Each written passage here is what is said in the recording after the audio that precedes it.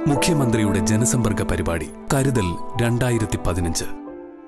ഇവിടുത്തെ ജനസമ്പർക്ക പരിപാടി വളരെ ആവേശകരമായിരുന്നു. വളരെ സിസ്റ്റമാറ്റിക്കാണ്. വന്ന ആളുകൾക്കൊന്നും വലിയ മുഷിപ്പൊന്നുമില്ല. കാരണം 1-2 ജനസമ്പർക്ക പരിപാടിയിൽ സംഘാടനത്തിലുള്ള എല്ലാ പാളിച്ചകളും മാറ്റി. അതായത് കലക്ട്രേറ്റിൽ 9,000-ലധികം അപേക്ഷ കിട്ടി. അതിൽ ഒരു 110 മാത്രമേ തീരുമാനമെടുക്കാത്തുള്ളൂ. അത് രാവിലെ മുഖ്യമന്ത്രി 2 മണിക്കൂർ കൊണ്ട് കൈകാര്യം ചെയ്തു.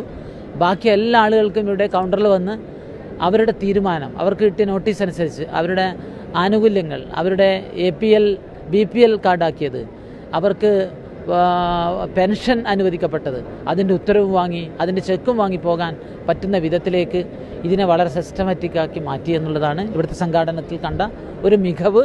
ജില്ലാ ഭരണകൂടത്തെ ഞാൻ അഭിനന്ദിക്കുന്നു. ഒരുപക്ഷെ ഈ ജനസമ്പർക്ക പരിപാടി രാഷ്ട്രീയ രംഗത്ത് തന്നെ വലിയ അടിയൊഴുക്കുകൾ ഉണ്ടാക്കും. ഇത് പാവങ്ങളുടെ ചക്രവർത്തി എന്ന് ചരിത്രം വിശേഷിപ്പിക്കാവുന്ന ഒരു സ്ഥാനമാണ് ഉമ്മൻചാണ്ടിക്ക് ഉണ്ടാക്കി കൊടുക്കുന്നത്.